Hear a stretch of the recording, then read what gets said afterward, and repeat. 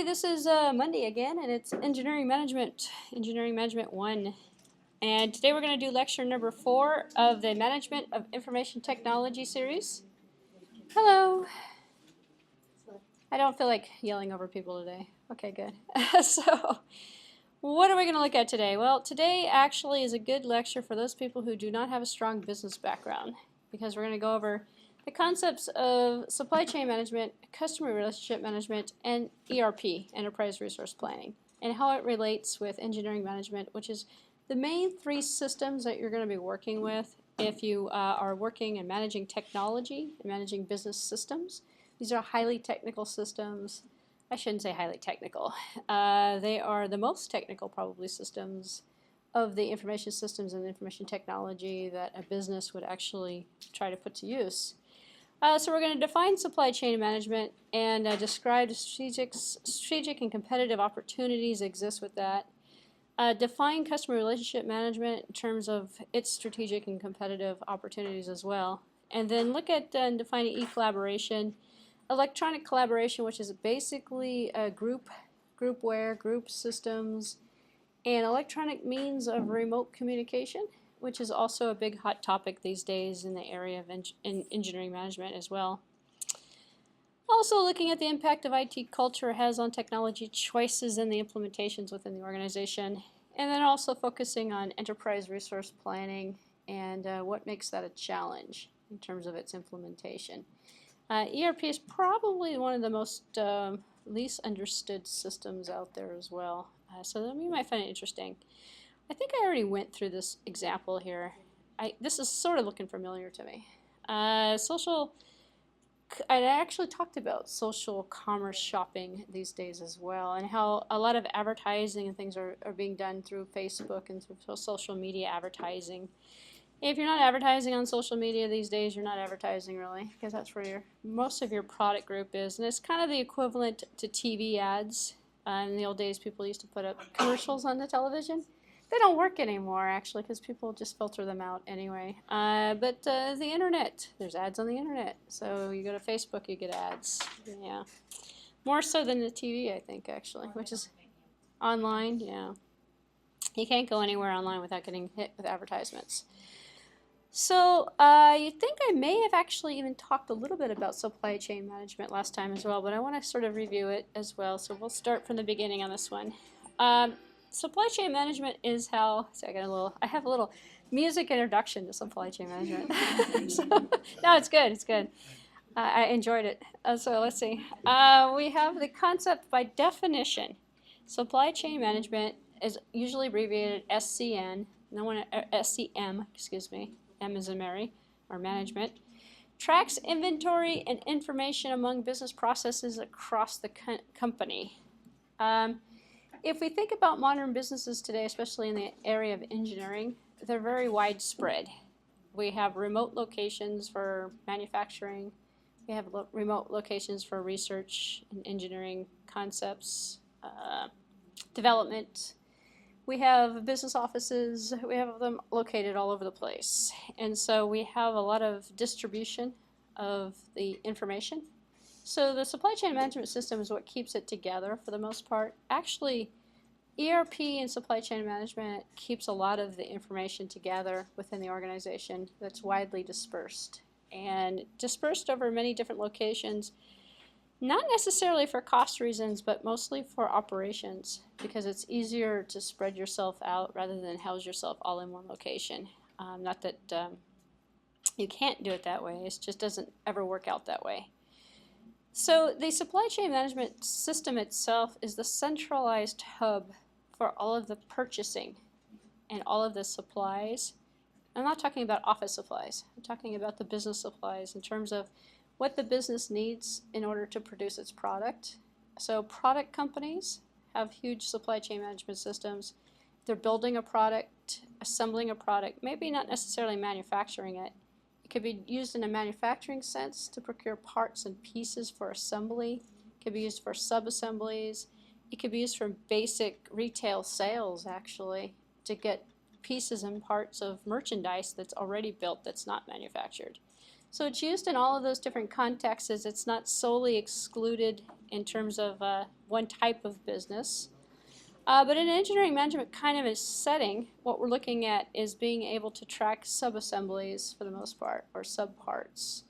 What do I mean by that? Well, nobody builds anything from scratch these days. You're going to buy, even a car manufacturer doesn't build things from scratch. They get transmissions from people. They get steering columns from people. They're not going to make the transmission. It's all OEM parts. So even a computer manufacturer is not going to make anything. They're just going to assemble parts that they've gotten from other people. So getting good pricing on the parts, good suppliers for the parts, good reliable service on the parts is the focus of this type of system. So an engineering manager is generally trying to perfect this, hopefully, or it could be, if you're working in this capacity, you're trying to perfect this process. So we have the supply chain management system. That's the system that supports the supply chain management. Yeah, great definition for that one. But the concept of supply chain management varies a little bit differently among different organizations depending upon how they're using it. So does customer service, so does customer relationship management, so does ERP. Differs depending upon the nature of the company, so just keep that in the back of your mind. But they all have a lot of things in common. The main common is obviously to get your product, your pieces, your parts on time when you need them, which is following a just-in-time kind of process. So method for producing and delivering those products and services just when you need it. So you don't keep a warehouse full of parts or pieces. Your supply chain should happen and evolve live. Key features of effective supply chain management system is the just-in-time process, because that's what you're trying to do. If you don't have to worry about just-in-time, if you're just going to have a warehouse full of parts and pieces, there's no reason to have a supply chain management program or even have any type of operation associated with it. You just buy stuff and you stick it in the warehouse. But if you don't want to store a warehouse full of parts and pieces and you don't know exactly which warehouse or location it's supposed to go to, then the supply chain management system helps you figure that out. So here's Dell's effective supply chain management system using a just-in-time kind of thing for inventory control, holding inventory for typical customer retail so that it's shipped directly to the customer instead of being kept in a warehouse or being kept boxed up someplace. It's like what booksellers do these days. So you go online, you buy a book, and you're buying it from Barnes & Noble, and you're not actually, well, you actually are buying it from Barnes & Noble, but it's not being shipped out of a Barnes & Noble store or warehouse. It's coming right from the publisher. So the publisher is going to procure it, and it's going to send it to the customer directly. It's going to go through a supply chain management type of system. So just think of it as a fulfillment processing supply chain kind of. It's not really fulfillment processing. There's a separate system for that. But it is definitely procuring all of the pieces and parts that are going into whatever transaction might be occurring over time. So in terms of the management component, we have, and I've actually made it through this slide as well because it's starting to come back, starting to look familiar. The intermodal transportation, where we have different transportation channels of different forms of planes, trains, and automobiles, trucks and trains and railroads, moving product from origin to destination, creating a supply chain, complexities. This is what I was mentioning before with everything being dispersed out all over the place. If we're in California and we're producing a product in China, that's where our manufacturing plant is, why would we want anything shipped to California? We don't want anything shipped to California. We have everything shipped to China directly, but we control it through the supply chain management, so we know when the parts and pieces and components have arrived, when the payment is due for it, what condition they were in. So we have the people at the manufacturing plant updating that system. We have the people in the ordering sales department updating the system. Multiple different people for multiple different roles are updating it. In terms of opportunities for strategic management, what we're looking at is business strategies. Coming up with a product that you don't have to store. Overall cost leadership as well, bottom line initiative. So remember the top line, bottom line. Bottom line, cut your costs. So you don't have a warehouse full of parts or pieces. You have the best pieces you can get at the best price, hopefully. If you automate it to a certain point, you can actually get your suppliers to log into the system. And they can update your inventory and they can tell you what you need before you actually have to hire someone to actually do that. Of course you have to watch them because they'll sell you stuff you don't need. And that's one of the things that goes wrong with this system is eventually you'll end up with not a warehouse but a manufacturing facility with crates and boxes of stuff that you don't know what you're supposed to do with. Like, they just arrive because the person receiving those goods has no idea what they're for. They're just receiving it. So technology in the worst case does have problems. So you can automate to a certain point, but you definitely still need some management oversight on that. And then also for the running of the organization and the framework, you can use the supply chain management as a means of improving that framework as well. So the goal is to squeeze out every penny of cost possible in the supply chain. So everything, even that down to a nickel or a dime on on a couple million pieces of sheet metal might add up actually. So optimizing the fulfillment, the logistics, the production, the revenue, the profit, and the cost of the particular price of the item as well. So you think if you reduce the cost, improve the structure of the supply chain, organize it, standardize it, come up with an approval process, hopefully you would cut down on the number of mistakes and the number of bad purchases. So then companies like Overstock.com wouldn't be in business. But it seems like there's more Overstock.coms available every year, actually. It seems like there's more of them coming up. And there's more items on there as well. You get tons of stuff. Those are faults of supply chain. Would the company have actually purchased it if they didn't need it? No, not really. So it's a technology problem that happened or maybe it was just bad timing. They had a back order and the back order didn't come in and there were swimsuits and it's like middle of September. It's going to be on Overstock. Or electronic components and the brand new something else came out that's much better, which is kind of interesting. So supply chain management in terms of IT support, Pioneer is a specialist for companies, so you can be in an IT capacity and work with a supply chain management system. It's now part of ERP software. So I'm going to actually skip ahead and talk about ERP. ERP is Enterprise Resource Planning. So it goes a little bit heavier on the business knowledge and on the business operations. We take more components of the company and we automate them through a system. There's no such thing as an ERP outside of ERP. ERP came, there is now, but in the old days, traditionally, there's no department called ERP. Supply chain came out of a purchasing department, so procurement department. Customer relationship management comes out of customer service, technical support. Where does ERP come out of? It doesn't. It's kind of a different way of doing your business where you're integrating and automating. And I think, let me go down a little bit further here in my slide set. I'm going to skip ahead to my ERP slides because it makes more sense to talk about it now.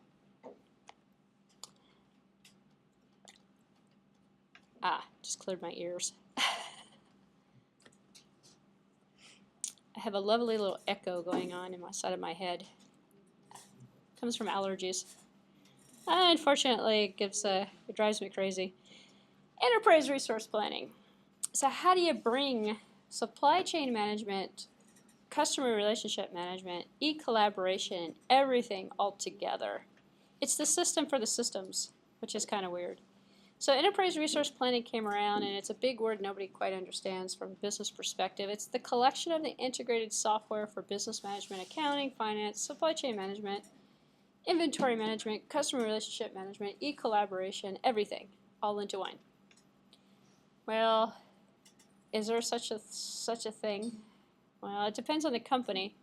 If your company is brand new and your company does not have any existing business processes and you want to start off the company on the right foot, you have to have a lot of money actually if you're going to take this route. You're going to buy one of these $200,000, $300,000 systems. You're going to put it in. You're going to have the entire organization working for the ERP system, or working with the ERP system, which means you don't have a separate accounting system. You don't have a separate payroll system. You don't have a separate, well, you might have a separate payroll. You're not going to have a separate customer relationship management or supply chain management. This ERP system replaces everything. So in terms of financing, most people can understand that from a traditional business perspective. Your accounting, your receivables, your payables, your cash management, your forecasting. Put finance and accounting all together. and your profit analysis, your monthly, your annual reports and stuff are all part of the ERP software. So from an operations logistics point of view, your inventory management system, your materials requirements, your planning, your forecasting, production planning, project management, purchasing. Well, isn't that going to overlap with the supply chain management? Yeah. Well, that's part of the system. Well, sales and marketing, order management, sales management, pricing. Yeah. Payroll, as I was mentioning before, your payroll, your personal planning, your travel expenses, your training, your human resources. So most companies have all this stuff already. So what ends up happening is they get this salesperson, consultant comes over and says, hey, you need this ERP system. Really? Yeah, you do. They put the ERP system in, but they continue to use the old system. So the old system is a different system for financial management. It's a different system for HR. These are 5, 6, 7, 8, 9 different systems that are all working. And then we have the ERP system. And the ERP system does the same job as everybody else does.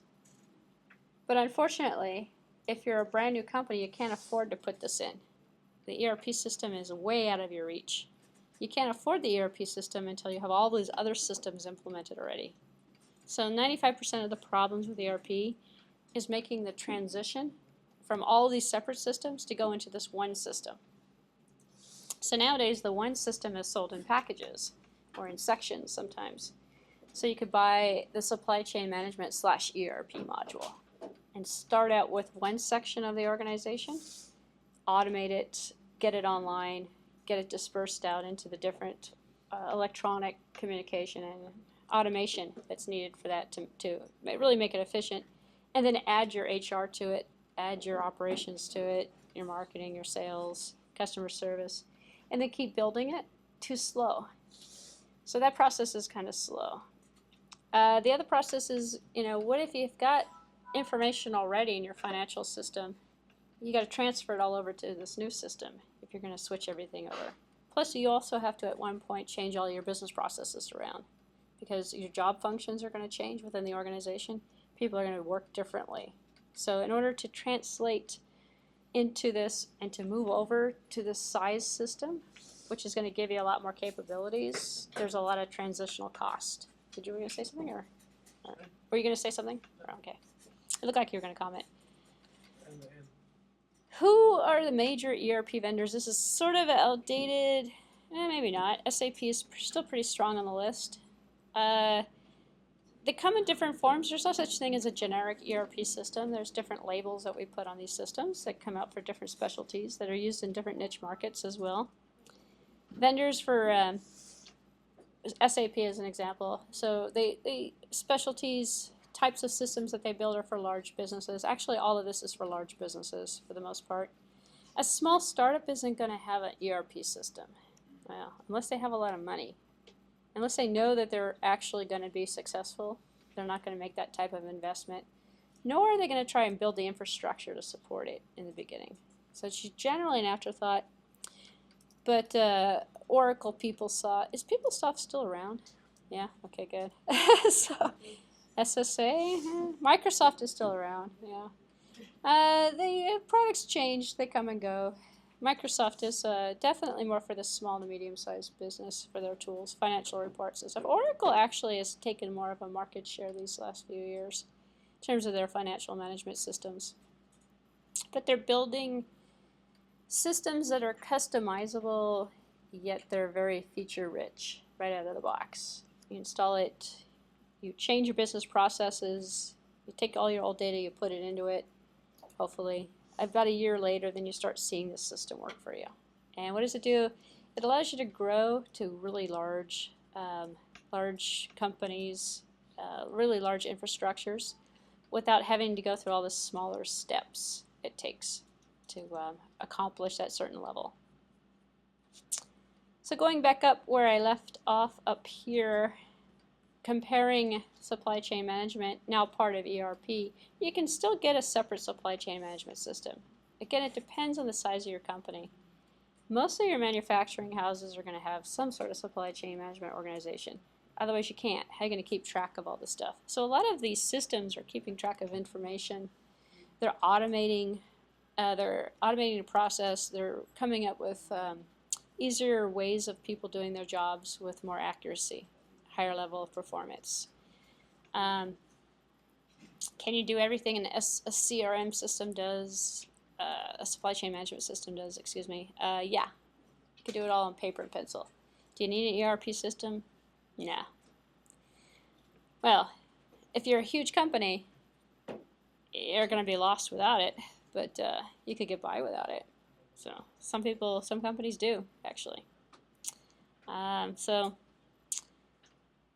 e-collaboration.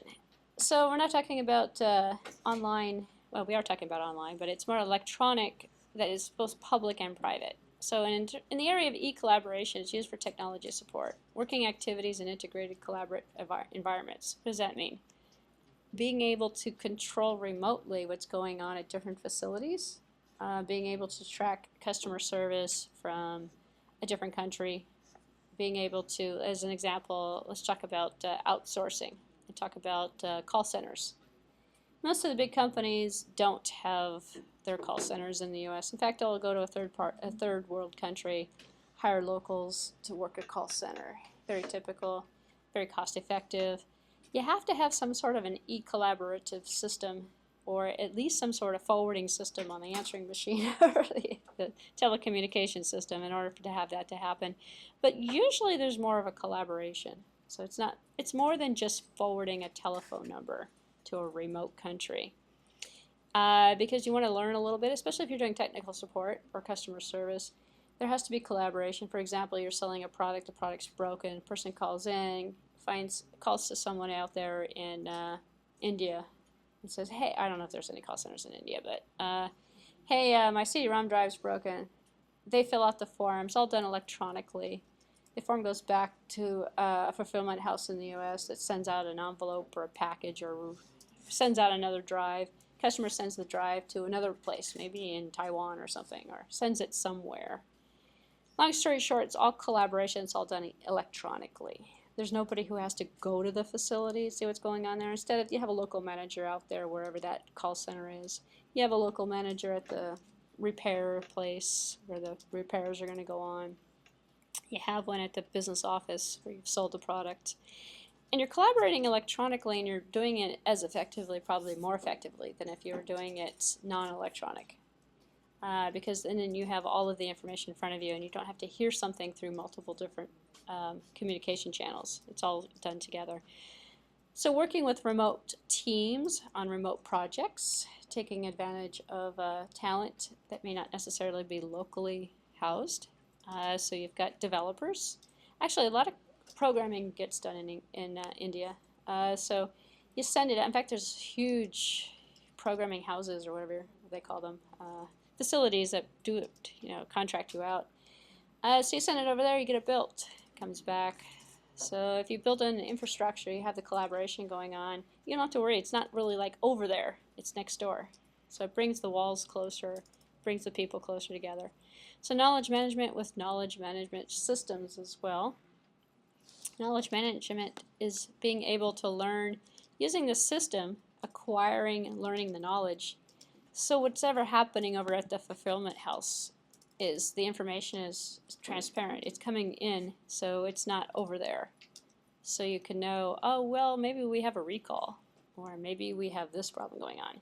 So in the case of a recall, automobile manufacturers who are making an automobile out in Mexico are going to have no idea what's going on unless they're collaborating somehow with parts and repairs or a fulfillment house or something, or customer service or engineering managers or something who are going to communicate with them electronically, usually with status reports of failures on parts and pieces, so they can say, oh, look at that, it's just between this year and this year we have this problem. Oh, well, let's check where did that come from, and then they can recall and fix things. In fact, a recall system itself is an electronic collaboration. Unfortunately, it's not a good one in the US. Most people don't find out about product recalls.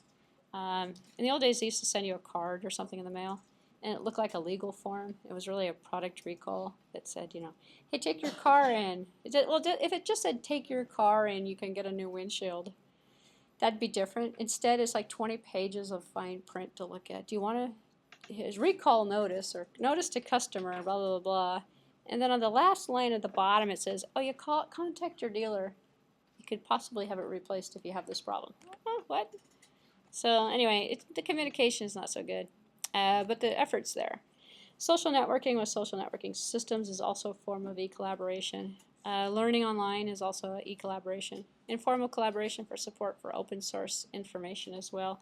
Actually, you might say that the open source initiative and open source software in general is e-collaboration. It's a bunch of developers all working on and fixing a software application that's free and it's shared by everybody, and anyone who wants to can use it.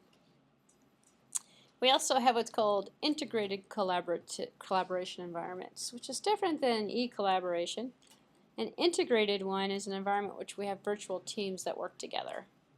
It's so like in the old days of telecommuting or in the term of a virtual team, you have one person here, one person way over there, another person way over there, but they're all working together on the same project. So it's more of an integrated collaboration. So in a virtual team, those members are located at different geographical locations by definition. It's telecommuting on steroids because you're telecommuting to several different locations and you're collaborating all at once. So we have an entire area of collaboration tools these days. Google Docs is kind of an informal one, but it does work. It does fall into that category. I think Microsoft actually came out with some of the first ones with the workgroup management tools for shared calendars, even Outlook Mail actually at one point. Mail servers, Exchange Mail was definitely cutting edge because it could send it to different locations and merge different servers together. So now everybody's on Gmail, but yeah.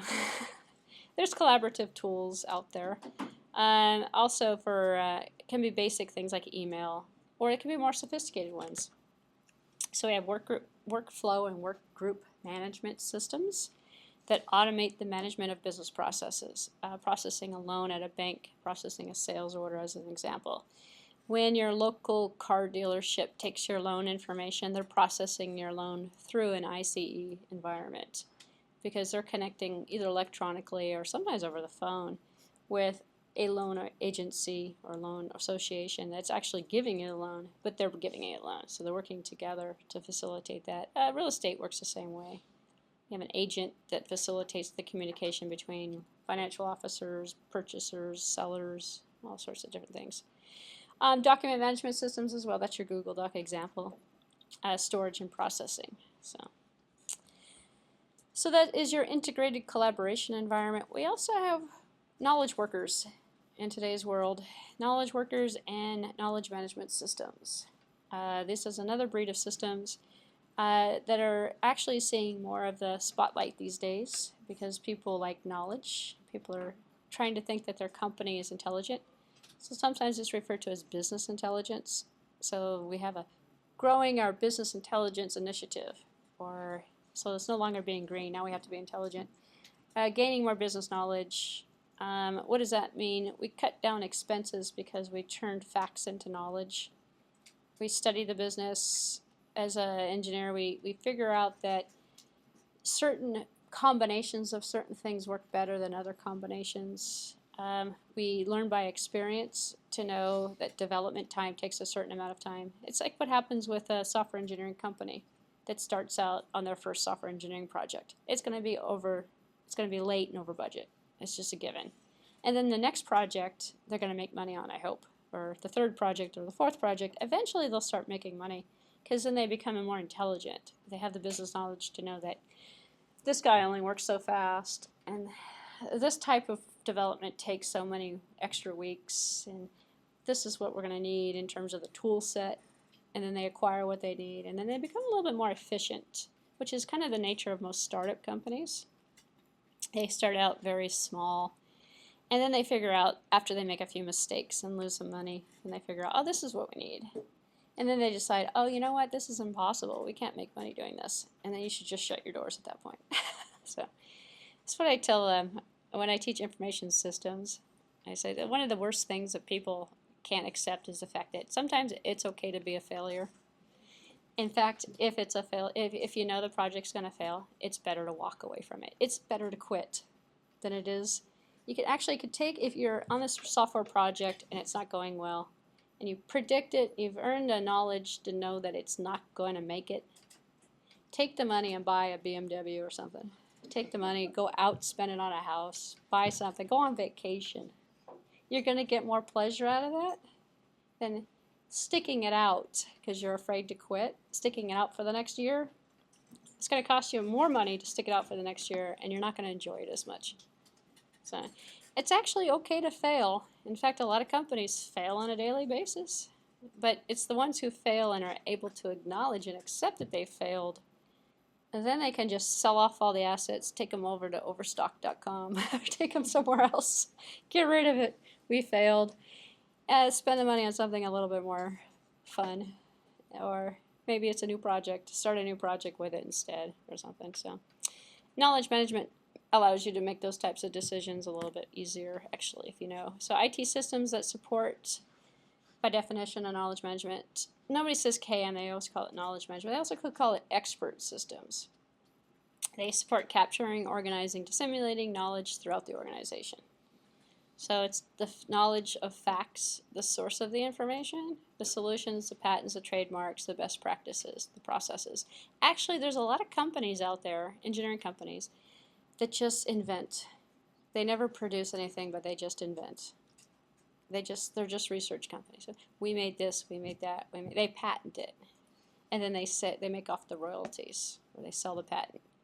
So if you're good in terms of engineering and you are very innovative and you can invent, and you can take an ID, copyright it, patent it, protect it, and then sell it, you don't ever have to sell a product to a customer. Most engineering companies don't. Why bother? And then you get swooped up anyway. It's what Google does. You go around, you just get bought up.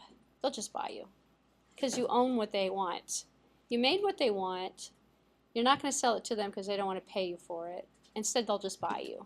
And they give you a price you can't refuse, and you take it, and they own you. And then you just walk away with your paycheck. Which, it kind of is different than the American dream of the mama papa kind of company where, you're in business for life. Actually, the longer you're in business, the less money you're going to make in the long run. It's better to be in business for a year, 2 years, get rid of it, move on to something else. If you're working with technology, technology is not long-lived. Technology is 1 year, 2 years. Just look at how computers change, and just look at how technology in your daily life has changed. If you're making a toy and it's a robot, well, the robots are out. Actually, tablets are getting pretty cheap. Did you see Microsoft lowered the RT Surface to $399? Now you can buy an RT for $399 now. I saw the ad on the TV the other day. I still watch TV, so the ads still work for me. Anyway, yeah, they have a pretty bad ad. They have another ad comparing it to an iPad. And the iPad's $5.99, and then the RT's $3.99. You're like, what? I'd rather have the iPad. Actually, I own the iPad. I don't own the RT. But I might get one now because it's only $3.99. The next year it's going to be $2.99, maybe $1.99. I think Microsoft should just give them away for free, really. Still wouldn't buy it. Huh? Still wouldn't take it. You wouldn't buy it if it was free?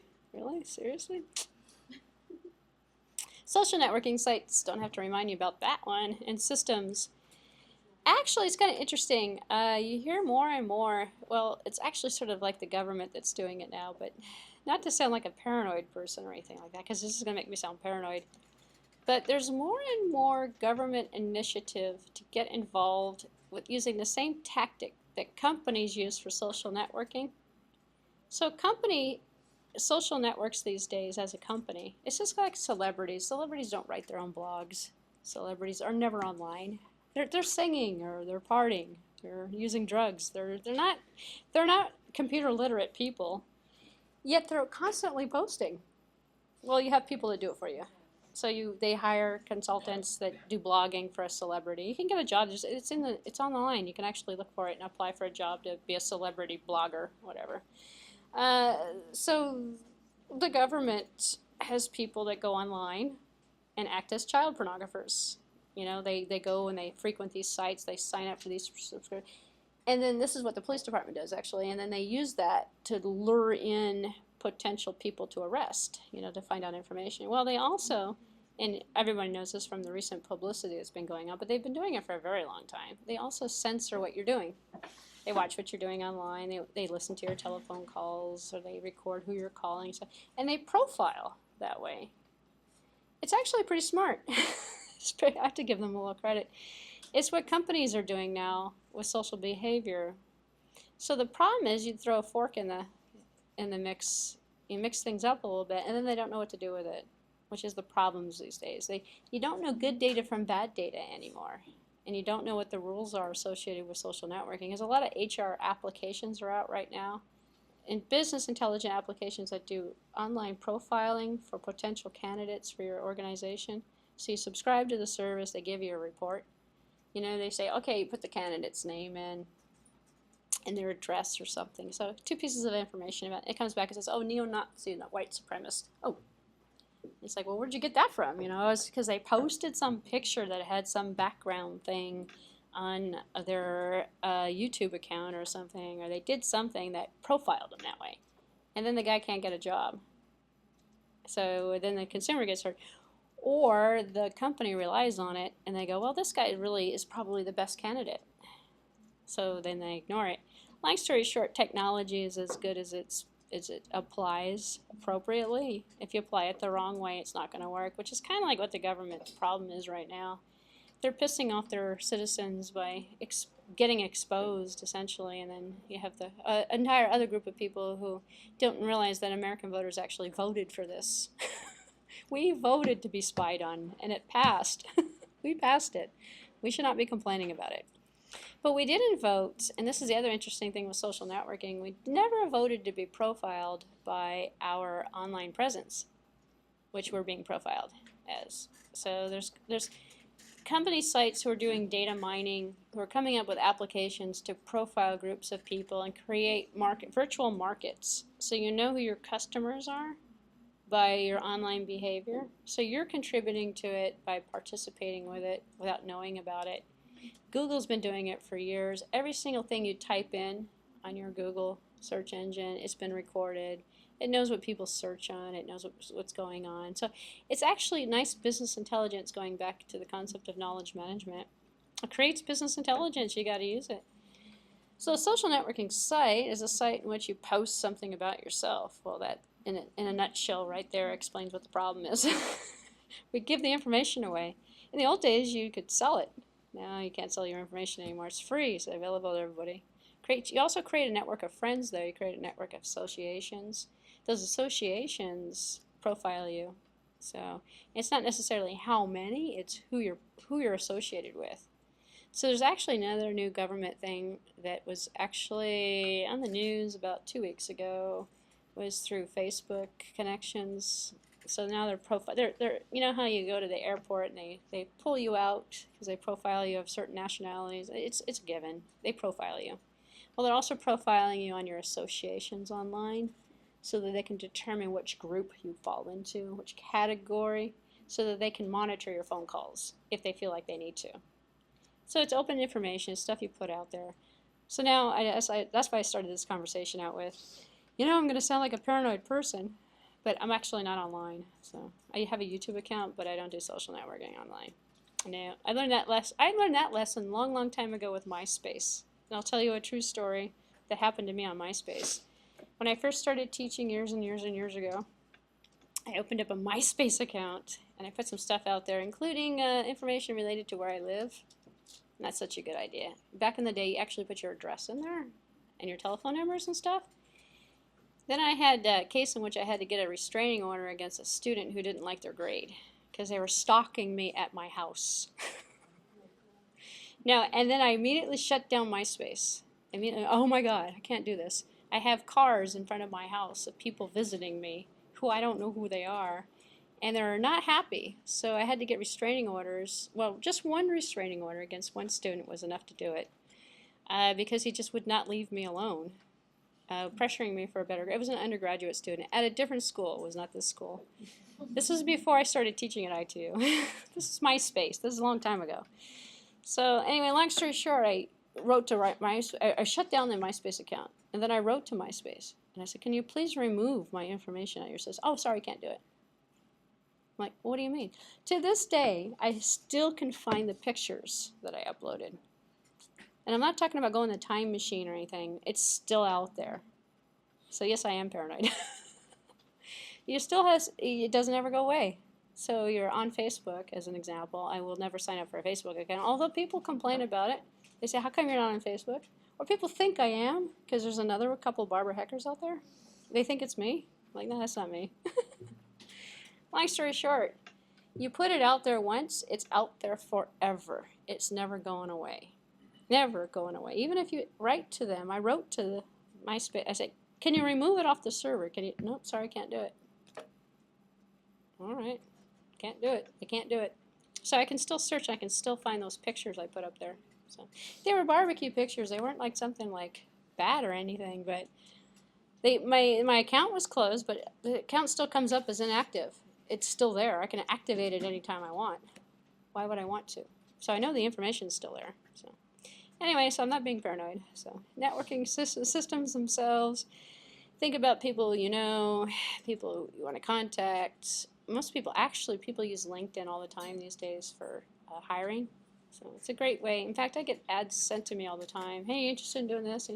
Great way to find a job if anyone's looking for a job. Get a LinkedIn account. You can get reviews and stuff. Hopefully you won't get a bad review. Well, it's actually kind of like, what's that company that takes, you go to a restaurant, Yelp, yeah, I think I talked about Yelp last time. Yelp is the other thing. It can destroy a business.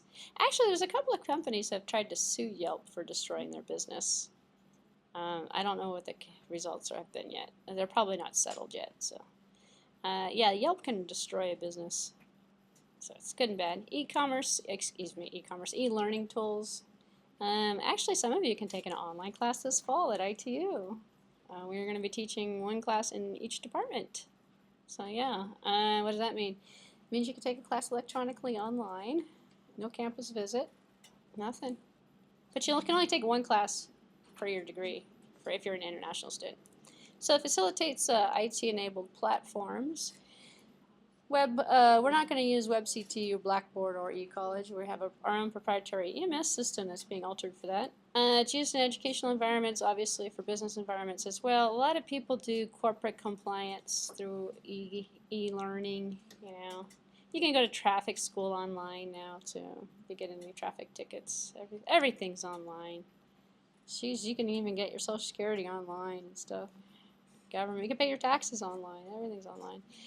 We also have informal collaboration. That's some of the newest tactics these days for previous e-commerce collaboration tools that have organizational focus to them.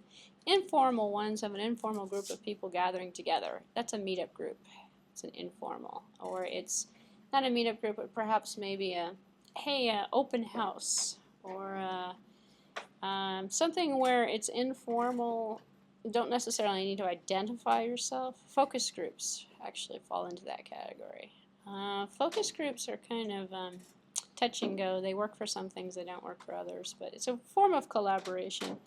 Wikis, also an example of informal collaboration. Wikipedia is an informal collaboration tool. Allows you visitors to create, edit, change, eliminate content.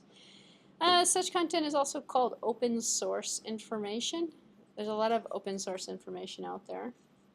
And there's a lot of illegal copies of copyrighted protected material that has been made open by unauthorized people. It's not open source, it's actually illegal. But most students find it when they start downloading PDFs of textbooks for free off of BitTorrents and stuff, and you go, well, it's out there. Doesn't necessarily mean it's free. Doesn't necessarily mean it's legal either. Content is also publicly available free of charge, most often updatable by anyone. Usually that's the open source environment. So if you're not familiar with open source and you're getting into into engineering management or electronic anything, that's the first thing most people get familiar with is open source, because there's a lot of cost savings there. But you're not necessarily going to use an open source solution for everything. Because along with the cost savings, you have the open part of it. Open means open source code, open everything. So If you're too cheap to buy something and you get an open source solution, which is kind of just like the same, it's like MySQL versus Oracle in terms of a database application. MySQL is free, it's open source. Oracle is expensive, actually. If you take the cheap free route, I know everybody else has got your same source code, which means, you can change, figure out how to violate the passwords, figure out how to log into the system, figure out how to drop things. It's open to vulnerability for security purposes and for proprietary information and stuff. Opportunities for e-collaboration, good for just about every type of business strategy. Anything these days. Focus on differentiation over all cost. Top line, bottom line, run, grow, and transform, the RGT format. We still have live meeting, GoToMeeting, Groove, LinkedIn. Actually, some of this is about 4 years old, well, 3 years old, but it's still pretty much up to date in terms of these sources. I don't think that this is it in terms of e-collaboration support for IT efforts. Most of the IT people are interested in that. So it hasn't been for more than maybe about 5, 6 years or so, 7 years, well, maybe even longer, I guess, at this point. Have we got this IT culture concept going on? So the IT culture refers to how the IT function is placed strategically or structurally within the organization. In the old days, it's actually kind of interesting. We've gone full circle. In the old days, people did their own. Each department did their own computer support. Management actually looked over systems and applications and development. And then we took it away from the management. We put it into this IT department. And then we said, okay, no more IT. Take it away from IT. Put it back into the managers because things move too fast. Plus, you can't afford, if you're a small growing business, you can't afford a huge IT department. It's not one of the major departments you're going to get in the first couple of years of your startup. So the organizational philosophical approach to the development, the deployment, and the use of IT in terms of the company. So the structural placement is kind of interesting as well. Because one of the things you're doing, actually the interesting thing is as an engineering manager, you don't have a structural place. You're wearing a different hat depending upon who you are and what company you're working for. Sometimes you fall in here, but you rarely fall into the IT department. You're mostly in a niche market, usually in marketing perhaps, could be in engineering, could be in R&D, could be, you're rarely going to be in finance though. You're not going to be in finance or IT or IS actually. So here's our top-down silos where everybody's put together. So the IT function handles all of the IT needs. Not a good idea. Strong command and control center. Big structure, but if something breaks, you have to send out an IT guy, which not necessarily the best solution. Depends on how big you are. All IT command and controls over here. It's a silo because it's separated. So now we're going away with silos these days. The modern trend is get rid of the silos. Spread everything out, disperse all the functionality, make it all work. So here's our structural placement for our matrix kind of organization where we have IT department, but the decision making is matrixed across all of the different organizations. This is what you want. If you're an engineering manager and you're working with this, leave the company, go to another company. This is a no-win for anyone. The silo effect is not good. They're stuck in here, they're not doing anything, they're not going to help you, they're not going to work with you. Here it's a matrix because it's mixed among all the different departments, so regardless of which department you're in, you still have a say. And you have collaboration in terms of what you're going to do. So what does this mean? When I talk about IT, most people go, oh, computer system. It's actually everything. It's the network system. It's the routers, the gateways, the firewalls. It's your R&D systems. It's how many Sun servers you're going to get, if you're going to get any at all. What you're going to get in terms of application support. You're going to be a Microsoft house. You're going to be a Unix house. What are you going to be in terms of your platforms that you're going to use and what you're going to support department by department. Because unfortunately in an organization, the bigger you get, the less of an island you're living on by yourself. And unfortunately, all the islands come together and then you have to work it. Then that's when the ERP comes into place. It's like, wait a minute, when you start to bring things together. So one of the good things about an ERP system, and this falls in the area of IT as well, is that it does really bring everything together. So if you're big enough so you can't control department by department, and you can't control inter-department communication, and the left hand isn't talking to the right hand, the ERP system can help with that. It can help bring everything together, because your R&D is working with your supply chain, working with your customer relationship management, and it's all going to be integrated together in one package, or one big huge orb, one big system. However, if you're not big enough to support that, it's more hassle than it's worth. It's better to have everybody else have their own individual. At one particular point, you go from working in a silo to hopefully working cross department in fulfillment of IT needs and systems, into going back to the silo effect with the ERP system, because the ERP system is putting you back into the silo kind of time frame, because it's putting it all back together and putting it all under one roof again. But it is kind of interesting how companies lose track of departments. They lose track of people. You know, it's like, oh, we have that department? Yeah, you do. It's over there in a different state, but you have it. Oh. So the IT infrastructure can actually kind of put things together. And here's a functional structural placement. This is a matrix. This is actually mimicking the hierarchical structure of the organization, which traditionally your systems, your planning, your work tasks are either going to be functional matrix or product oriented in terms of the hierarchy. So after you take a Management 101, if you're an engineering student, you haven't had Management 101. If you're a business student, you've had Management 101. You understand different organizational structures. So it's the IT part that you struggle with. So it's a kind of interesting mix of people in this room. But for the functional product or functional group, not product group, you're looking at, okay, so let me back up just a little bit here. In the traditional world, you have a hierarchical top-down approach to management. You have a CEO, you have all these different departments, and this creates the silo, which I was saying was not so good. In the functional structure placement, you have everything broken out by departments or by function. You have a marketing department, you have a sales department, and then you spread out the need among all of the different departments, and all the different departments have a say in what systems they're getting and what they're working with. In the functional structure, you're looking at a fully integrated cross-functional platform, which is more of the ERP kind of environment, because you're looking at integrating the separate IT functions from different functional areas. So you have marketing function and the finance function working together, hopefully, which is what the common trend is these days, is bring it all together instead of separating it all out. So here's some tedious empowerment across the function. So what we want to do is make the functions seamless, so that we know, marketing people know what finance people are doing, and finance people know what sales people are doing. That's one of the things the ERP system tries to accomplish. Unfortunately, everybody has to be working on the same page in order for that to work. Otherwise, the communication gets lost.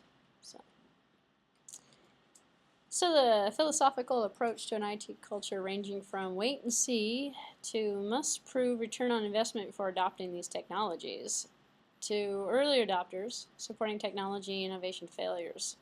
So a reward system for trying new technologies even if it proves to be unsuccessful. So it's kind of like the whole management philosophy of innovation.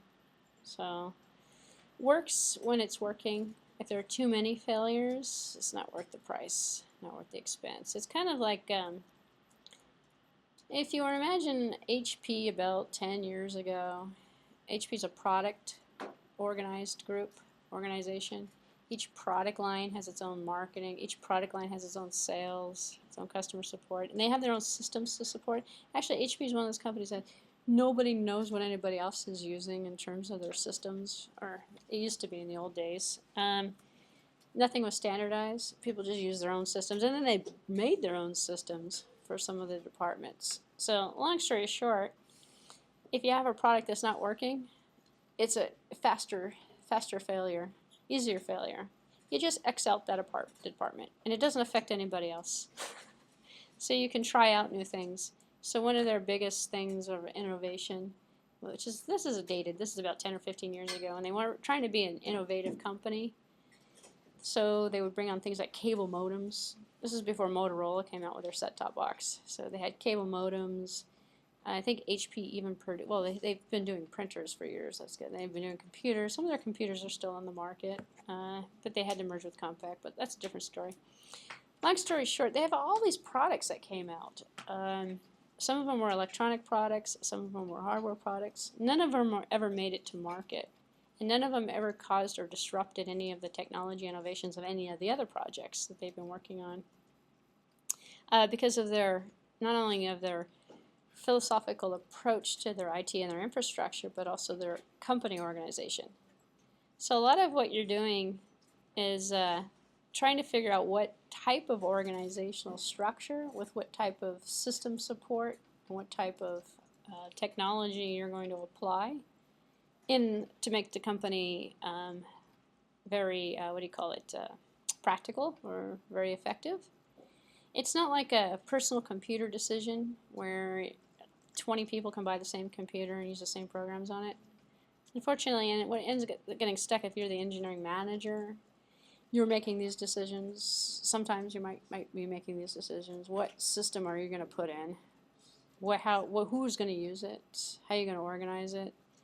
And so a lot of it is on how the company itself is organized. So if we look at this here on this, we have the scale running from decentralized to centralized management support. Meaning, are we going to spread things out all over the place, or are we going to keep it all together into a traditional hierarchical structure?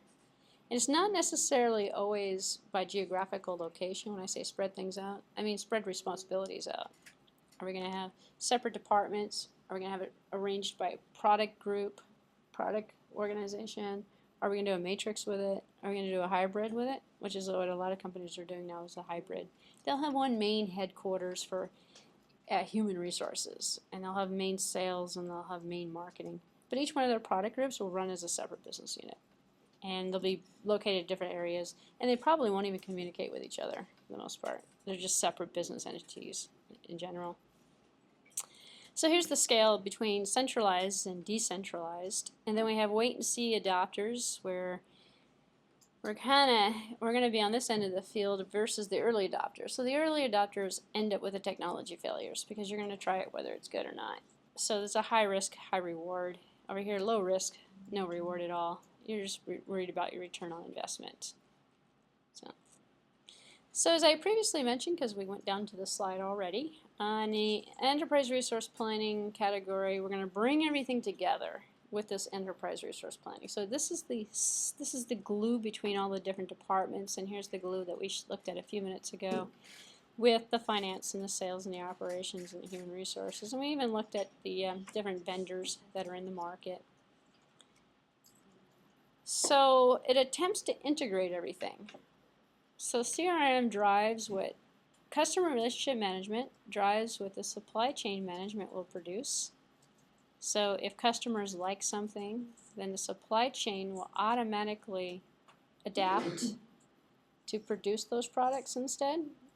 Because if they don't know what the customer is driving, if you let the customers drive it, which is probably the most appropriate way of doing it, although it doesn't always work that way. Sometimes it's management driven. ERP will help produce and communicate, help foster that communication. Everyone works together in an collaborative environment because it is spread out. It's enterprise-wide, so it's more than just the company location. And the entire organization knows the entire organization. When does that ever happen? So sometimes they work and sometimes they come and turn into complete failures, depending upon how well structured the organization is. So think about your school. Can you register for class with a bill outstanding? Probably not. Well, in the old days you probably could. We are getting a little bit more organized, but not to criticize ITU. If the finance department was working with student registrations, you shouldn't be able to register unless you're billed. And I think that is the case. I think they do check to see if you have any outstanding bills. They also might actually check to see CPT and OPT approval given certain situations with GPAs and stuff like that as well in classes. Can you register for a class for which you haven't completed the prerequisite for? Probably.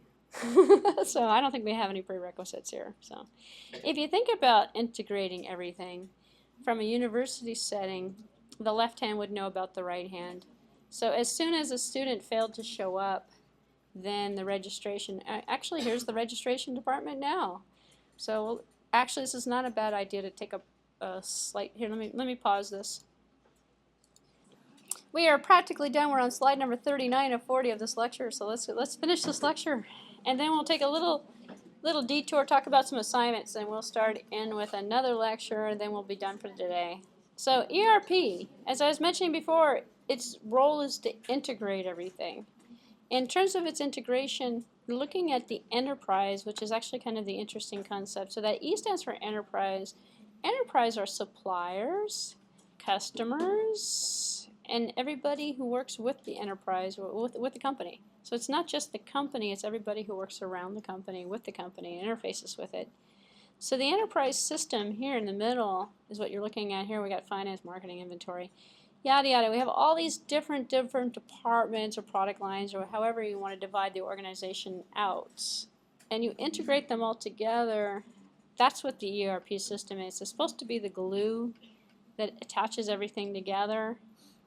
So, well, unfortunately, what ends up happening is you go out and you do that, man on the street, here's the microphone. What do you call ERP?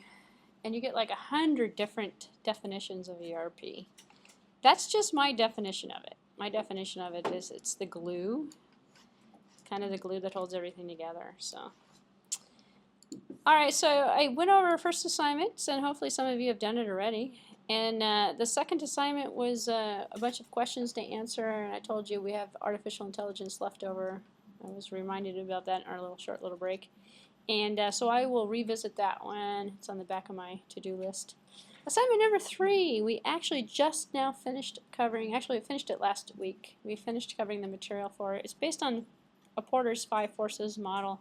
If that doesn't make any sense to you, go back a little slower through some of those slides that I showed you the last couple weeks. It's in there about 4 different times, and maybe about 5 different times, I don't know. You can't miss it. You can't miss it. It's in those slides. So engineering management and information systems technology can utilize in order to gain competitive advantage. We're talking about competitive advantages over rival companies. So some systems and technology create barriers to entry, meaning that competitor firms are less likely to enter into the market. Maybe. They also create obstacles that create other firms' systems so that they can't enter into the market. Or they can't beat the same pricing, or they don't have the same competitive advantage. So other information systems can differentiate between products, maybe new product offerings, create new products, cut production cost, maybe quality control management. Some companies just make better products too, and they can get brand recognition through that. There's nothing more interesting than how a company competes, actually. That's pretty interesting. So we have Porter's 5 forces model, and how it examines how these forces and factors outside of company's control can affect the company's strategic position. So that's pretty much the focus of several of the lectures I've given you so far. So if you're not familiar with this, Google Porter's 5 forces model, or Google some of this buzzwords in here. The factors include the threat of new firms, actually I even repeat it for you, entering into the market, gaining buyer's power, the threat of substitute products, services, bargaining power, yada yada. By evaluating these areas, a company might be able to implement changes or ideas to existing systems to take advantage of their competition, or get a competitive advantage. So can companies really do it? Can companies that develop and implement new technologies and products themselves have competitors by seeking patents on their software design? Good question. How unique would a system want to be to warrant the issues of a patent, or maybe able to accuse for maybe even be accused for monopolizing or attempting to monopolize in the industry? Should it be successful? These are some pretty complex questions. outside of a patent? Can a company do, what can they do to protect themselves from their competitors? And what other strategies or ideas can come up with that can keep a company unique, basically safeguard them from being copied? Answer these questions in 200 or 300 words or more if you wish. So now what I'm going to do is talk to you about patents. Because the word has come up several times in the paragraph. Most people aren't going to understand what that means. Or maybe you might understand what it means.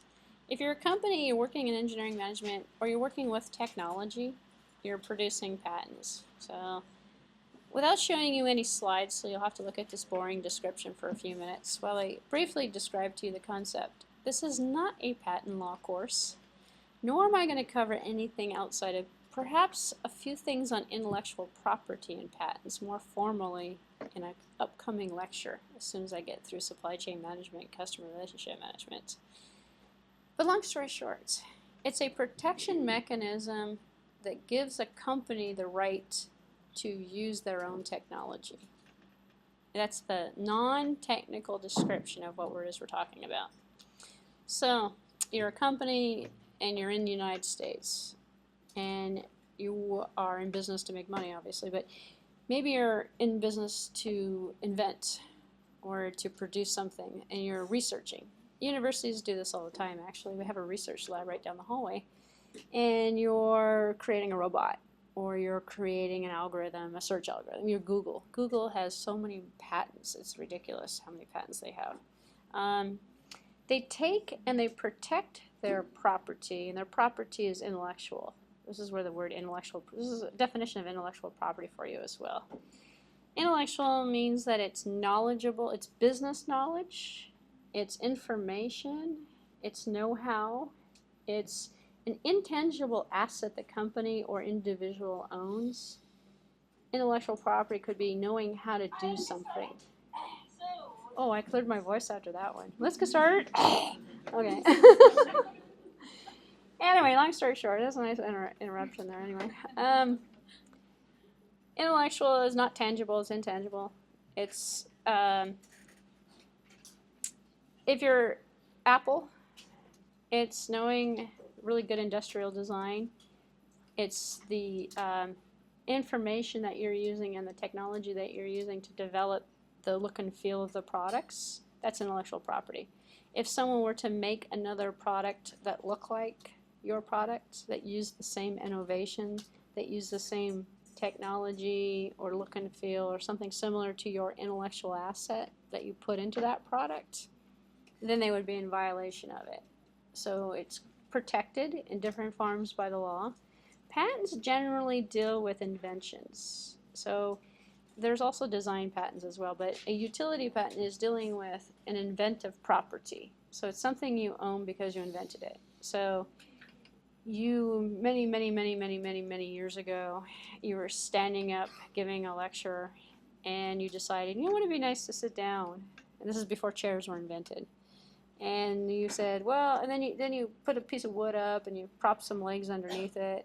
Actually, this is how the chair was invented, actually, from a Channel 9 show I was watching. And then you figured out, well, maybe it needs two more. It only had 2 legs. Maybe it needs 3 legs. And you decide, well, we'll put 4 legs on it. And you come up with this thing that you called a chair. It's like the Segway that was recently invented. You stand up and you roll. So you sit down, the pen, the concept of a pen, the concept of a pencil, the concept of a desk, a chair, computer actually is patented. All these things that you come up with, if you're the one who came up with it, you're the first one who came up with it, then the government will say, okay, here, you have rights to it. That means you own that intellectual property. You invented the chair. So if somebody else comes out and invents another chair, and it looks just like your chair, then they're not going to be able to get a patent for it. But if they want to sell it on the market, then they have to pay you because you own that technology. You own the concept of the chair. So then as a company, that's what I was saying at the beginning of this lecture, you know, some companies are just in business to make things that other companies are going to produce. So I could be a company and I can invent a chair. And then people who sell furniture for the kitchen and for the living room and for the office, they can also make different variations of the same chair. And every time they make a chair, they have to give me money. because I have a license agreement with them. They can use my patent, and the patent's only good for X number of years. They can license it from me, and they can pay to use the chair as a concept. So as it applies to this assignment, what we're looking at, and let's go back to the questions now.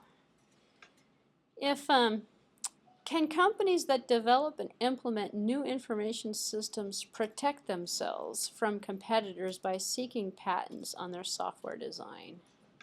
That's actually a yes and a no. So if I were to answer that question, I'm going to answer these questions for you to give you some ideas about what type of thinking you want to do, but you want to answer them in your own words. So software is patentable, by the way. You can patent software. Can they develop and implement new systems and projects to protect themselves from competitors? It works the other way around, actually. So you're not necessarily protecting yourself from a competitor. You're protecting your product and your intellectual property from other people taking it. Like if you own something and you have the right, so someone stamped something on you, say, hey, here you go. It's not going to give you a competitive advantage at all. In fact, patents don't earn you any money at all. The patent itself is costs you money to do it. But when you have it, it protects you from competitors stealing your ideas. So a lot of software companies, they like to patent things, and technology companies will patent things, and you're going to run into this in industry because it's the only way to keep the people down the hallway from stealing your idea and making money off of it. So there's a couple of different schools of thought on it. Yes, the answer to that question, yes, they can use it to protect their software design. There's different forms of it. You don't need to necessarily know the laws related to that or how that's done or anything of that nature. I'm actually going to introduce some of this stuff to you, but not for next coming up lecture. This is assignment number 3. If you want to work ahead on it, you're going to have to do it without the lecture. I will have a lecture on this, however. Probably not next week, but the week after that, actually. So it comes around the midterm area. But long story short, it won't protect them from their competitors. It basically protects their ideas. So you could argue it both ways, though. In some ways it does protect them from their competitors. They can't steal it. Well, they can steal it, no problem. Then you have to go back and get what's yours. But this question and this kind of thought pattern goes into what I was talking about earlier with companies that are only in business for a year. Get into business, or companies that just in business to invent stuff. So you might be a company, you might be working for a company, especially in engineering, this is where it happens actually, that only does research. Like actually some companies, drug companies started out that way. They invent this research and here's a new formula. And then they sell it to pharmaceutical companies that produce it. And they own it. And every time someone does that, the company who invented it gets money for it. Every time that's used in a different product. So something like a chair would be used in dining room sets, or they would be used in office buildings and stuff. The patent on a chair is ran out many, many years ago. You can come up with your own chair and not have to pay for anybody anything. But if you come up with your own Facebook, then you're going to have a problem.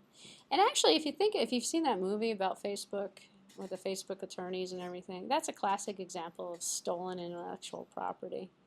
Somebody told him an idea, he took the idea as his own, and it's protectable. You know, and if you're going to do that, then you're going to share the wealth. Then you're going to pay it out, which is why companies get patents and why companies protect their intellectual property. Because when you work in engineering, that's all you're thinking about. Otherwise, you're reinventing the wheel. If you're not in a cutting-edge engineering environment for which you're inventing something or doing something that's new, you're just copying everybody else. you're gonna end up paying for it in the end, one way or the other. How unique would the system have to be to warrant an issue of a patent, and would the company be accused of attempting to monopolize in this industry should it be successful? How unique? It just needs to be unique to answer that question for you, actually. It doesn't have to be that unique. And if it's just something new, there's actually a lot of minor details between certain patents. It doesn't have to be cutting edge. You don't have to reinvent the world. If you think about the concept and actually just do a little exercise on your own, think about, I'm going to come up with a new idea, brand new idea. everything you come up with as a human in your brain is a synopsis between all the other information you know. It's going to be a combination, or it's going to be a variation of something you've heard of, you've seen, you smelled, you felt before. Nothing's new. So it's all twisted around combinations and stuff. So it's really hard for a company to actually come up with something new. But occasionally we have some new, like the tablet. The tablet was a new concept. So I don't even know who owns the patent on the tablet concept, but at one point you could argue and say that an iPad is not a tablet, or that an iPad is not really a computer, or it maybe is a computer, yada yada. The touch screen is a technology. All those new technologies, if it's a new technology and it's a combination, what's a touch screen? It's a combination actually of a keyboard and a monitor together. And what's a keyboard? Well, it's keys to type. Isn't it just like a typewriter, but it's just doing it electronically? So nothing is really that novel. Are you going to have a monopoly problem? If you're the only one in the industry that's doing it, you could. So this is actually kind of an interesting another little tidbit of information regarding intellectual property. You're not allowed to keep it to yourself. You have to share it. So the government says you own it, but you have to share it. So companies can produce look-alike products that use the same thing. And usually the first to invent is not the one who's making it on the product, because you're wasting too much money on the R&D, you've got too much of an investment, you actually paid for the patent processing, you own the intellectual property. Great, but you're not going to make any money off the product because somebody else is going to make a better product from it. Based on the same technology, but the first to invent never is the most successful. It's always the next guy who comes around who makes the better version of it, because they just started with your idea. They didn't have to work from the beginning. They started where you left off, and they fixed all the problems. After you made all the mistakes, they followed all your mistakes and they fixed it. So they have a better product. So, which is generally how things work. Are you going to come up with a monopoly? The government won't let you. There's no money in it for you either. If I invented the chair, and I said nobody can use it but me, it's just my chair, then the government would come back and say, hey, you know what, that's anti-commercialism. You have to let other people use it. Just charge them for it. They'll pay you to use it. Oh, okay.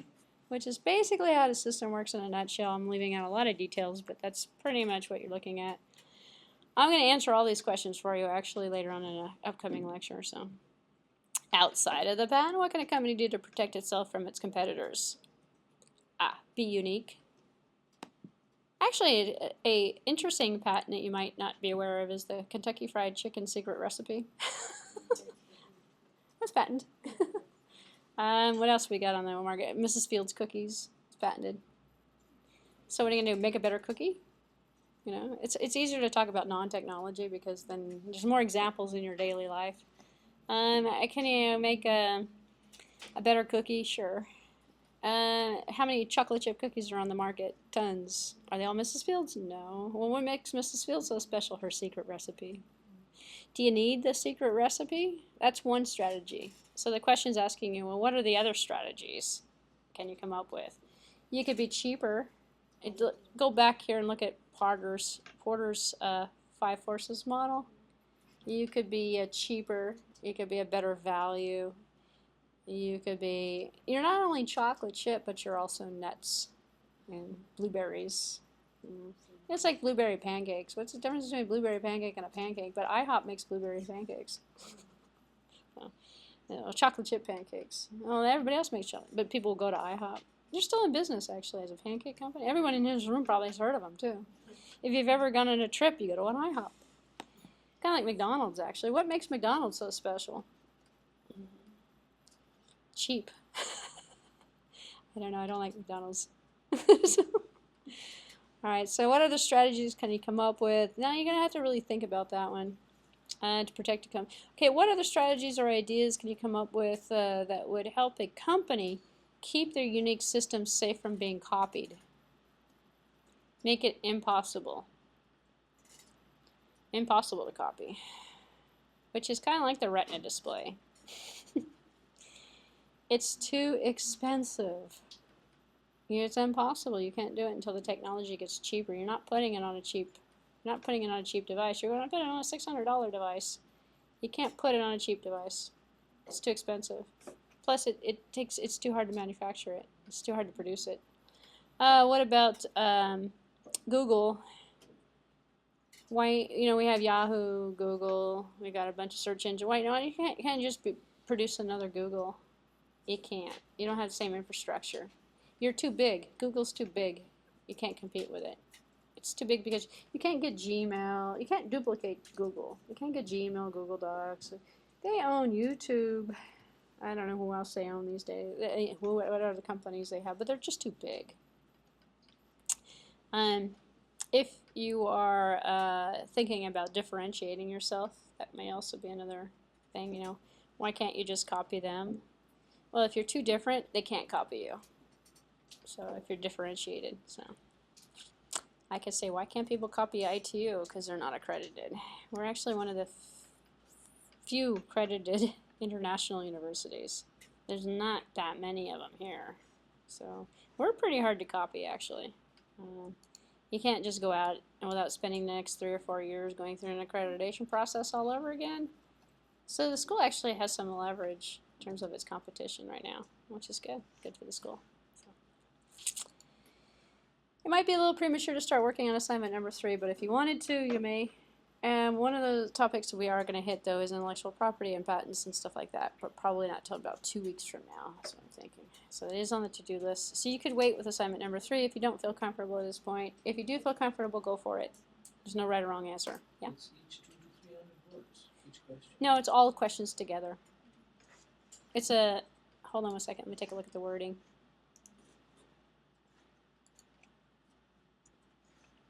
Answer these questions in 200 to 300 words or more if you wish.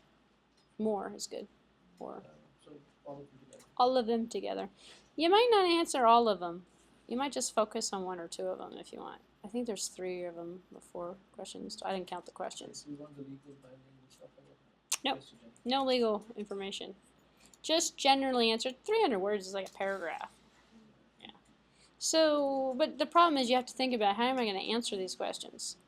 And then it may also require you to do a little bit of research, perhaps. Kind of figure out, well, where am I going to get the information to answer these questions? So like that. But if you wait a little bit on that one, I'm going to give you the information. So you don't have to worry about it. So, all right. Our last topic for today is supply chain management. We already covered it. So I want to give you the resource because in the future, well, let's say the midterm exam, you're going to be asked questions about supply chain management.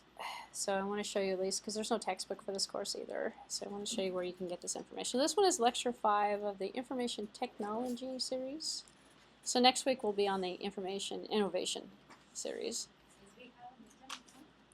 Good question. I think you have a CSLO actually. Let's take a look here. As soon as I said that, I knew someone was going to ask me about that. I made an assumption. Hold on a second, I have to pull out the syllabus. Let's take a look at the syllabus real quick here, and I can answer that question for you.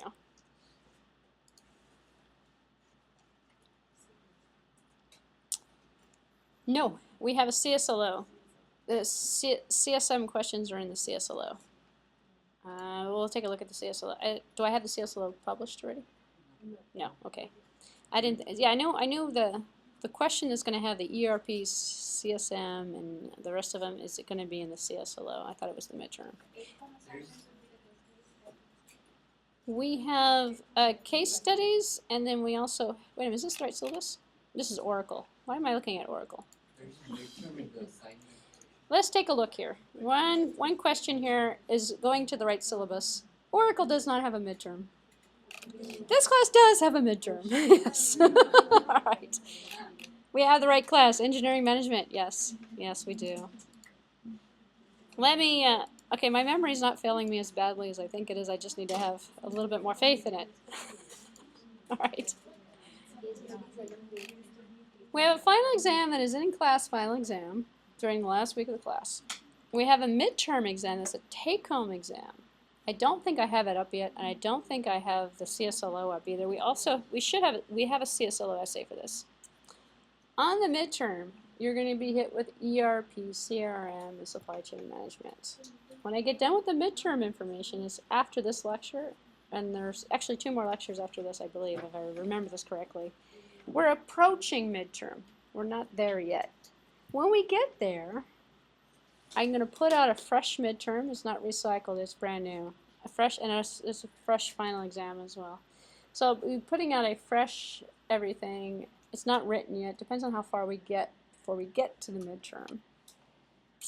So this is going to be probably some sort of an exercise or some sort of a research assignment that's going to be related to these systems that I've been talking about. The CSLO will be more engineering management options, so you'll have several different topics to choose from for that. That's also a written assignment. This is an essay. This is probably going to be an essay of some sort, or it may also be something else. I haven't decided yet because I haven't written it yet. We only have those 3 little homework assignments. Those are the easy ones. The more significant part is the case study, where we have 4 of them and they're worth 5 points each. So it's a lot of little stuff, I should say. But you don't want to wait until the very last week of the class to start with the little stuff. That's why I keep exposing. And we've already went over the first case study.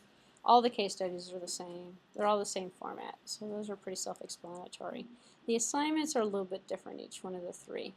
So you don't have to necessarily do that assignment. You could be working on case studies, but I want you to start working on stuff at your own pace, because if you don't pace yourself, you're going to be in trouble at the end of the term eventually.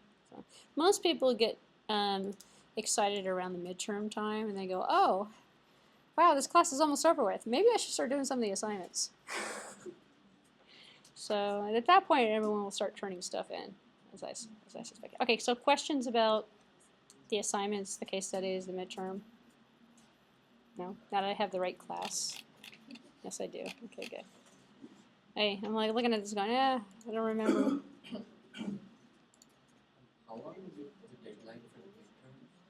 Ah, the midterm. I'm going to give it to you at the beginning of the midpoints. What is this? Not sure what happened there. I'm going to give it to you at the beginning of the midpoint, which I believe is in about 2 weeks from now, and it will be due at the end of the course. I just don't want you to work on the midterm until the beginning. I set the deadline for everything. Probably not a good idea. Set everything for August 22nd, which is the last day of the term, which gives you as much time as you want, because some of you are working, some of you are not working. I don't know. Long story short, I want to give you flexibility. Unfortunately, with that flexibility becomes a burden on you, because you have to set your artificial deadlines. Because if you wait until the 22nd to turn everything in, you're going to be in trouble. And I don't want to give you the midterm up front, because then you just study for the midterm, because that was worth 20 points. So I give you the midterm halfway in between, hoping you're going to start on some of the other stuff first. So. All right, not quite sure what happened with the PowerPoint a few minutes, or the preview a few minutes ago. Let's see if we can try this again.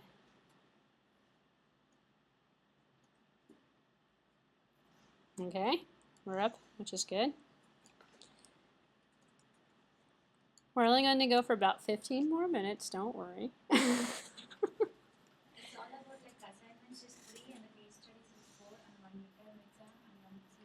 Yes, yes, that's all you need for this class. 4 case studies, 3 assignments. There's 3 of them, and I believe that, let's go back to, it's still loaded, that's good. There are 3 homework assignments, and they're worth 5 points each, for a total of 15 points. Okay? We got anything else? Okay, good. All right, I'm going to start this one, and then I'll finish it next week. So I just want to, because I've already talked about supply chain management, so it's a nice, I can cover like half this lecture right now, which is a good segue into it. It is lecture number 5. So we're going to basically look at the nitty-gritty details I gave you the overview of it. So what I want to do is focus on some of the features of these things. So the supply chain management, the purpose of it is to effectively manage the components of the extended value chain. So it's really referring to the value chain from suppliers, from manufacturers, from distribution houses, from consumers and to consumers. So that's why I say Barnes & Noble, that's really a supply chain management system that takes in, from a publisher sends something to a customer as a supply chain function, but it's also a sales function at the same time. So the information system uses technology more effectively to manage the supply chain as we know it already. So let's take a look at some examples here. Why supply chain management? So in 1950s and 1980s, we have manufacturing is where it all started actually. So 50 years ago, in the US and the only country who manufactured cars. So you bought a car from GM, all the money goes to GM. Not anymore. Now it goes everywhere. In fact, why even, if you're smart about this, why even have the money change hands? So when the customer buys something and the car actually gets sold, why do you pay for all the parts? You don't have to pay for all the parts until the customer buys the car. And then when the customer buys it, their money comes in and the money gets dispersed out among all of the different suppliers and all the different people. So there's no middleman holding the money. So old supply chain, you bought parts and pieces. You bought them. You put them together, then you sat on it, and then you sold it to the customer. Now with some of the more innovative systems that are out here, supplier gets paid when you get paid. And the company, or the customer who's buying it is paying them. So the company or the customer is buying the stereo system, buying the tires, buying the upholstery, buying all of the pieces that are going into the car and paying the people that are supplying the company who's manufacturing the car. So you have partners. So it's more of a partnered relationship. So if the partner gives you bad parts, customer's not going to like it, customer's not going to buy it. So everybody's on the same side of the fence. It's not, oh, here's 500 sheets of leather, whatever, and it's really bad quality leather or something, like it's all stained up or something. The seats are bad or something. So it's a win-win situation all the way around. So you get better parts and better service, and you don't have to pay for something until you actually sold it, until you get rid of it. And then your partners are more your business partners. So your suppliers are your business partners now. We got parts, labor, overhead, management costs, marketing costs, and then we got the total price that comes out of this for this particular car. So in the year 1980s to 2000s, supply chain management really changed. Today's foreign parts and labors are much cheaper. So we build it elsewhere. We put it all together, and when you buy a car from GM, a portion of the money will go to GM and a portion of it will go elsewhere. So the customer pays for the supply. You're actually pretty much, as a customer, you're pretty much buying, you're manufacturing, you're paying for everything, which is good. This is how you're supposed to pay for it. So no one's taking a loss on it. So here's what the value chain sort of looks like. You're also paying for support activities as well, but what we're looking at here in terms of the industry value chain, we have suppliers that are suppliers for suppliers, and we have suppliers that supply for the firm. The firm does the distribution goes to the customer. So we have the different cycle of the money exchange and also different cycles of the product communication and the fulfillment that goes on. We have the differences between the support activities and the primary activities. We've seen this value chain chart before actually in a previous lecture, leading to the firm value chain. So what we're looking at is the separation of all of the different components that go into the product. Because just because you're marketing a car, you're selling a car, you're also paying for someone to answer the phone over in Hong Kong or wherever your call distribution center is. That's a cost that goes into the purchase of the car. So is that brochure that they gave you for free before you bought the car. You paid for that brochure too in the price of your car, hopefully. If you can figure out all of these different expenses, put them into a supply chain management, you know exactly how much the car cost and how much. And so what ends up happening in the old days is people forget about things. They go, well, we're going to base the car off of the parts that go into the car. And then they forget, well, what about the marketing? What about the brochure? What about the person who answered the phone at the plant? What about the people who sweep the floors? How are they getting paid for this car? So you put it all in there, and not only that, not only do you get a higher price on the car, but you also are looking at your expenses a little bit more realistically, so you can actually make a profit. in the end. So what ends up happening in a lot of companies is they don't look at the value chain. They don't look at all the support and all of the main primary activities that go along with the manufacturer. They just focus down here. They focus on the primary activities. And then they figure, oh, well, that's not so good. And then they figure, why aren't we making any money? No, it's because we're paying too much for this or paying too much for that. Well, no, you should be charging the customer for that in terms of the value chain. So then, actually I don't have to tell you, a lot of the car manufacturers, they go through that entire process of selling you service as well. Actually, that's a pretty good thing. They should continue to do that. Sell you a couple years of service, build it into the price of the car. You're going to need the service anyway. Makes the customer feel good. Oh, I get 2 years of free service. But you paid for it in the price of the car. But they're selling you the service, which means they're able to pre-sell. They already collected on the service, which is good. So some people don't even go. They don't forget that they have free service and they go elsewhere. So I think I talked about re-intermediation and disintermediation in this class in terms of the e-commerce model and the fact that how we can put things together and get rid of the middle people, to get rid of distributors, get rid of retailers, and we can sell a product.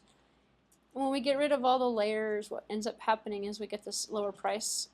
Well, let's go back up here for a second. If we get rid of all the layers in between and we have technology that support us, supply chain management can save us a lot of money. We don't have distributors anymore. We don't have retailers anymore. We have manufacturing, and we have people that buy cars. So are they buying it from the manufacturer? Well, you build it in, but you build it in as you build the support role in, and you build the channel in, and you change the channel to automate the channel, and then you get more of this going on, which is a lot easier. So when you walk into a car dealership today, the car dealership, you just have to go, well, let's see what they're going to deliver us. They look at these invoices and they say, oh, we're going to get one of these. We're going to get. They can't decide what they're going to get. They just get whatever the manufacturer's getting, because the manufacturer's covering everything. It's doing everything, and they're just the retail outlet. So it's going like this. Actually, it's going from manufacturer to retailer. There's no distribution house in between. You don't have to have one. You don't have to have one for all the manufacturing services either. So service is the concept of supply chain management. It's also applied to service. So I've been talking about manufacturing. We can also take this and put it like for customer service as a supply chain. For restaurant services, services in general, auto insurance, health insurance, business process reengineering, business process management can also be used in that context. There's a stockless inventory compared to a traditional just-in-time supply method. So just-in-time is not stockless. Stockless is CRM, it's the more current. Just-in-time is what people think stockless is, but you still have stock. You're still receiving it. Let's just not receive it at all. So we have the customers and we have the suppliers, and the traditional model is the whole delivery. Now the stockless inventory method, you're going to the hospital floor, you're going to the supermarket floor, to the automobile floor, right from the manufacturer, right from the producer, shipping it directly to the retail store that's going to carry it. And they come in off the trucks, and they have to actually assemble the car for the most part when they get it, because it's not that hook things up, assemble it, put it together before they actually put it out on the sales floor. So business process reengineering. Did I go through this concept in this course yet? Did we talk about business process reengineering? A lot of this goes hand in hand with supply chain management and ERP systems, because we have to do this. If we don't re-engineer the business processes, we can't take advantage of the new system, which is where this fits into. So radical business redesigning initiatives to attempt to achieve dynamic improvement, business processes, questioning the assumptions of the business rules of the company, changing the way things have been done to not really, the goal is not really to eliminate people and replace it with automation and technology, but that's generally what happens for the most part, but we don't necessarily have to. It's not the goal of the system of business process reengineering. The goal is not to replace people, but that's sort of a side effect that happens sometimes. Sometimes it's just reorganizing them so that they're working better to better working relationship with the system and with the business way things are going. So the technology for this plate, and this is basically the slide-ish I wanted to stop on because this really puts it together. So when I talk about supply chain management, most people go, what in the world are we talking about? But you may have heard of some of the stuff in here. So electronic data exchange, EDI. Yeah, it's part of the software systems that make the concept work. It's the invoiceless, paperless invoice. It's the humanless invoice, where the pieces for the manufacturing get procured, they get sent, they get transferred. There's an EDI exchange, usually using XML technology to facilitate the money transfer eventually. All gets done without people normally, but there's somebody here that oversees it for the most part. There's materials requirement planning, MRP, which is kind of an old term. There's resource planning that comes into it as well. You see here more about manufacturing resource planning in terms of how are you going to design the facility, how are you going to design when things arrive, what order to do something in, how to better place the equipment, what kind of equipment, what kind of automation you want to use in your manufacture. There's enterprise resource planning in terms of the enterprise versus the manufacturing. Then we have our supply chain management. Then we have our customer relationship management. I don't have to spend too much time on customer relationship management because you have all been victims of it at one point or another. It's the unsolicited telephone call that you get. How was your service at the car dealership where you bought your car, where your free maintenance? Like, it's not free. I paid for it. You know, it's the usually it's the consumer's relationship, which is why they call it customer relationship. You have a relationship with the people you buy stuff from. You just don't know it. Well, sometimes it's a good relationship. Sometimes it's a bad relationship. Usually it's non-functioning. It's not a healthy relationship sometimes with customers. And long story short, they think they can house you. They think they own you. They can upsell, side sell, cross-sell you with different products, with different services. Those are the unsolicited ads you get. Because you bought a computer, you must need a mouse. You must need a printer or something to go with it. So that's where you get to cross-selling. Internet-based software also works in the capacity and works with supply chain management. Also includes the infrastructure. So we're looking at the area network, we're looking at the internet, we're looking at the B2B, the B2C. In a supply chain management system, it's more than just business to business. You could have a consumer supplying parts for a business. Or you could actually have, you know, all the different combinations. It could be the government, it could be anybody who's a participant in it. So it facilitates all the communication in terms of the network. Without the internet, we would not have supply chain management. Not the way we have it now. It would be like having eBay without the internet. How's that going to work? eBay is to consumers as supply chain management could be potentially to the right company. So, all right, I will save you that. And this is the stopping point that I was hoping for within the time frame, and I got the right time frame. It's exactly 1 minute till when I said I was going to stop. Next time, somebody remind me we're starting on slide 13 of lecture 5.